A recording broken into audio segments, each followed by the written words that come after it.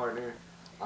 It's Tyler from Weekly Metal Reviews and Queef from the Game Impulse and Because We Care. And we're going to be talking about some big fucking four because we're Metallica elitists here at Weekly Metal Reviews. And we're going to talk about the top 5, our favorite albums from all the bands of Big Four. My list is going to consist of entirely Metallica stuff because I'm a Metallica elitist, so I'm just letting you know that ahead of time. So Keith can start with number 5. Who's your fucking number 5, Keith? Number 5, I have Spreading the Disease by Anthrax.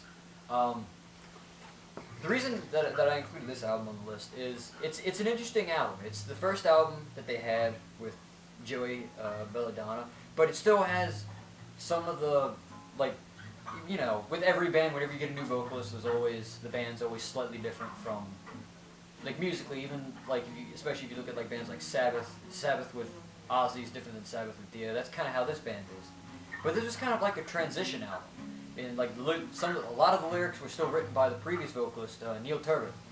And just some of the songs are just really, really good. Like, you know, Medusa is probably one of the grooviest songs I've heard come out of thrash ever. You know, there's Madhouse, which I guess is kind of like their, like, most famous song ever.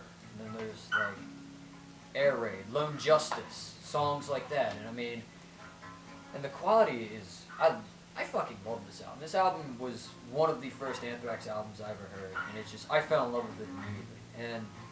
And everybody's just perfect. You know, Charlie on drums is amazing on this album.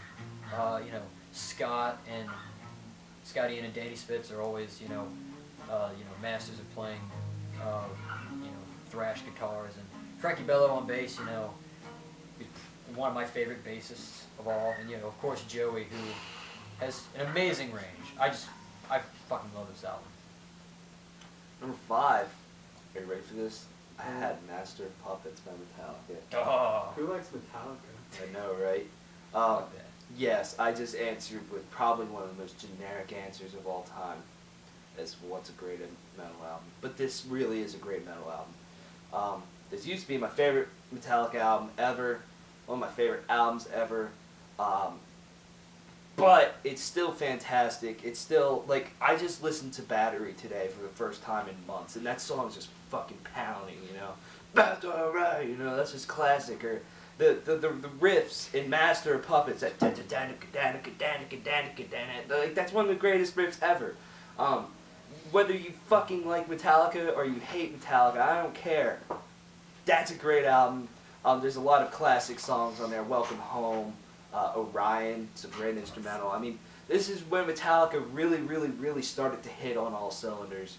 And, you know, they kind of lost some cylinders as time went on. They're about down to, like, 2 cylinders now. But this is when they were hitting on all 8 cylinders in their fucking Hemi Dodge, you know. And this is, you know, all written by Metallica. No fucking Dave Mustaine on this. And it's just, this is a golden album. Yeah, what's your number 4, Keith? My number 4 is South of Heaven by Slayer.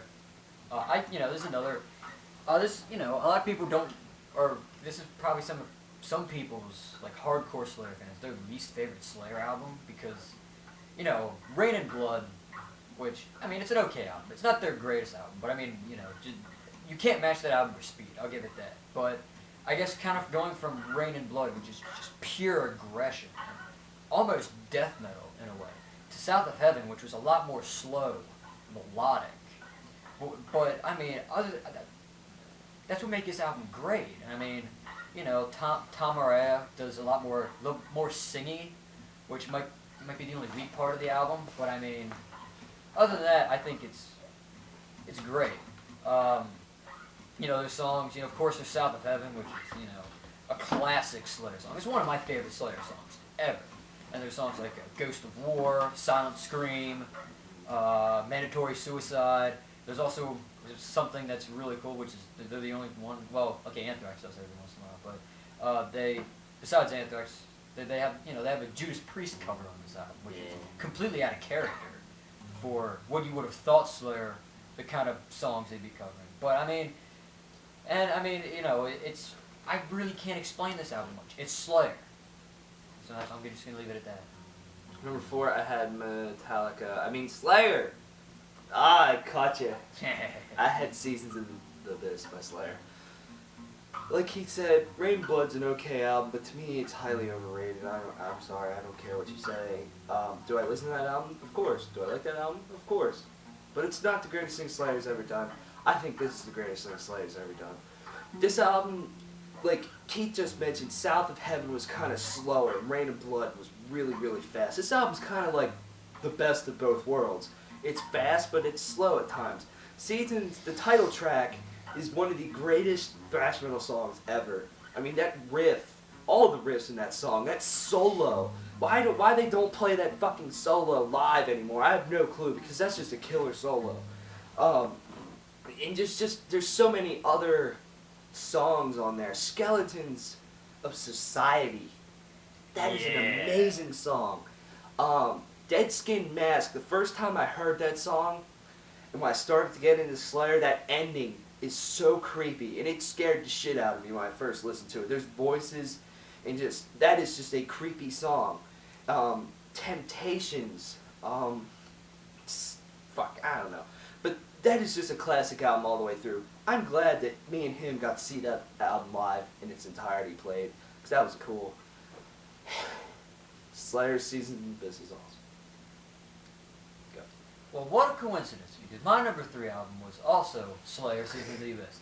You know, again, Tyler mentioned a lot of it. I fucking love this album, because it's kind of, it has everything, you know, that basically had the best of both worlds from Rain and Blood and South Heaven. It's fast, it's slow, there's really a lot of great classic Slayer songs, and they're all, like, really, like, it's really fast, or it had something that maybe South of Heaven lacked, which was, the songs that were slower were groovy as hell.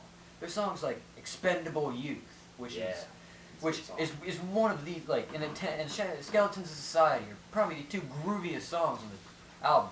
And, you know, War Ensemble is just for Slayer. That's the song I was thinking of. War Ensemble for Slayer, that is the perfect opening track to this album.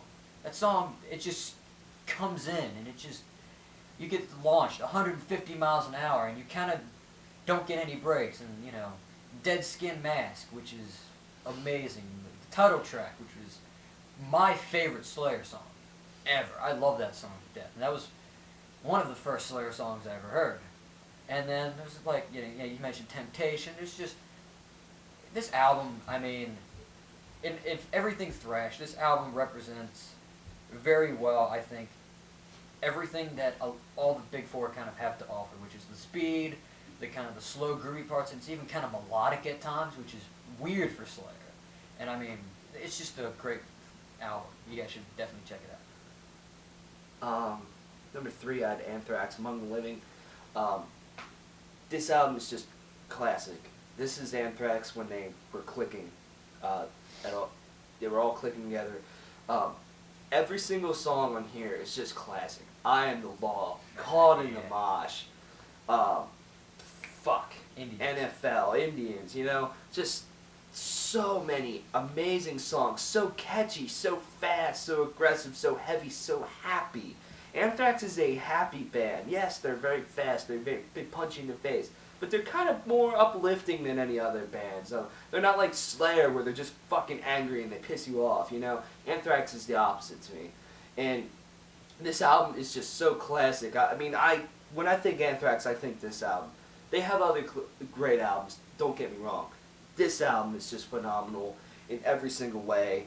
So many great riffs. I mean, when Caught in the Mosh, when that fast riff comes in, I mean, that's just classic. And Indians, the War Dance, I mean, that's just insane when that happens live, and it's just insane to listen to. Like, that's a chunky riff. So Among the Living by Anthrax is killer. I love that album. Okay. Number 2, I have Rust in Peace, Megadeth. This is, the reason I love this album a lot is this is one of the most, for a lot of the parts, is one of the most technical, like, of the big 4, like, thrash metal albums I've heard. Especially, like, if you listen to songs like Tornado of Souls, when the, you know, or after the second chorus, when the one riff comes back in, you know, that part, and Dave sings over top of it. I don't understand how the fuck he does it. Because that's like, I can tell that's a very hard riff to play. You know, he's doing it and he's singing at the same time. And like, again, at the same time me and Tyler saw Seasons of the Abyss live, we saw Rust in Peace live, which was another great album to see live. There's so many perfect songs. And we're going to be singing Among the Living live. Oh yeah, sweet. But How cool is that? we see, you know, there's Holy Wars, which is, you know, considered by many the best Megadeth song they've ever written. I mean, it's a good song. It's not the best. You know, Hangar 18, Take No Prisoners. Yeah. There's other songs that I really enjoy on this album. You know, like I said, Tornado of Souls. Polaris, Dawn Patrol is like that bass line. Dawn Patrol is one of the grooviest bass lines I've ever heard, and the song is just so eerie. Like this album was the entire reason why Megadeth has probably become my favorite of the big four, because this album is just so perfect. Very few can top it. Yeah. Number 2, I had And Justice for All by Metallica. This is their best album, and here I am with 2 out of my 5 albums being Metallica, because I'm gonna do this. This album is heavy as fuck. This album is fast. This is Metallica at their angriest, at their best. This is Lars Ulrich's best drumming in his last great drum performance. This is a very technical album. I mean, yeah, you can't hear the bass, but it's awesome. This is technical Metallica. I wish they would have continued in this direction. I mean, the Black Album's great, don't get me wrong, but this is phenomenal. You know, when that fast riff, when one gets really fast, I mean, that's just fucking sick. Or, you know, Blackened, that's a twisted riff. Or, shit, The Shortest Straw, Dyer's Eve, that's one of the fastest songs I might have ever heard. Just so many classic songs on here. This is James Hetfield at his best. This is when he was just on top of his game vocal-wise. Before, like, he started more of a singing style in the Black Album. I mean, this is just him pissed off and just, you know, yeah! You know? Yeah. I mean, this is just a fantastic album. This is before Kirk Hammett used a bunch of wah. I mean, this is when Kirk Hammett was a great guitar player. And I love everything that this album has to offer. And the guitar tone of this album is so huge. It's like looking up at the top of a mountain being like, wow, I have to climb that. You know, it's just amazing. It's a huge guitar tone. It's very thick and nasty. I love this album.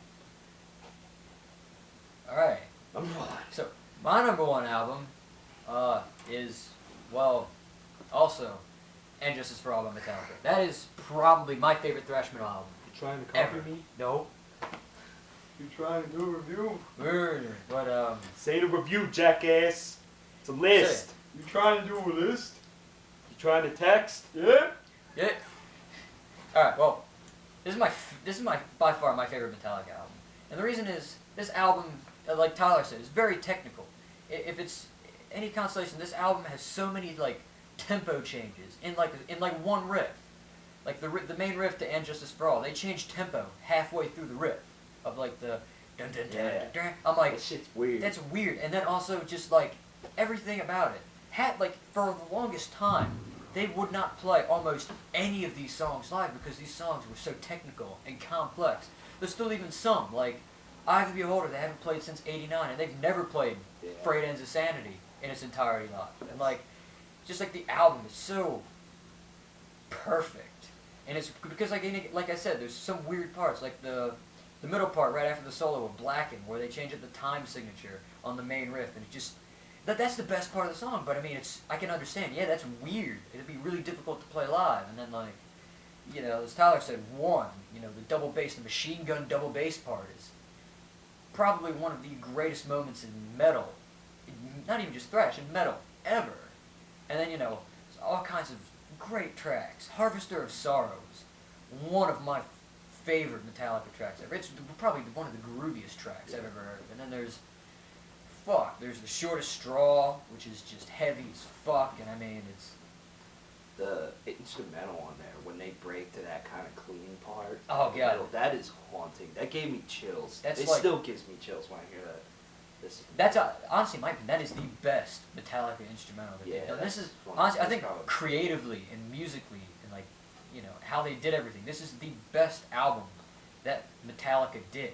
You know, like Tyler said, James, this was before he blew out his vocals and he had to learn how to sing differently in order so that he could still be in a band. This is when his vocals were at their best. And then, you know, again, Lars is like double bassing the shit out of everything, which, you know, he can't do anymore.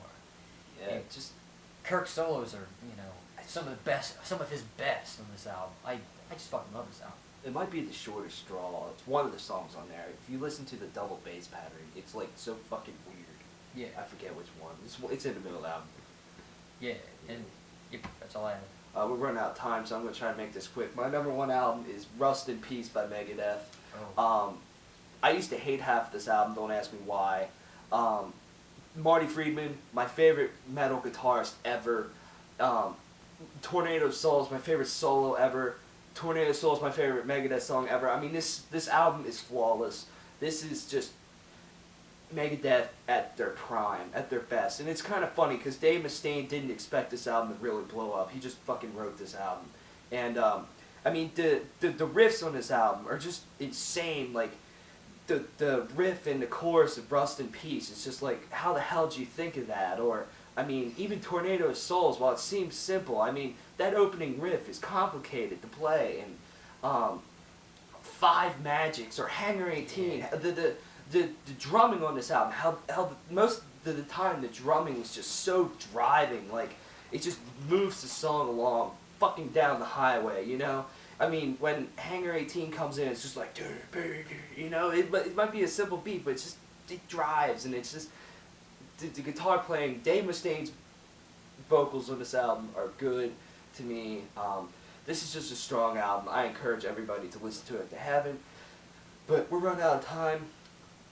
For me, Tyler, and Keith, this is our 5 best Big 4 video albums. Sorry, let us know yours. This is just opinion as well. Thank you. Bye. Love. Check them all out. Bye.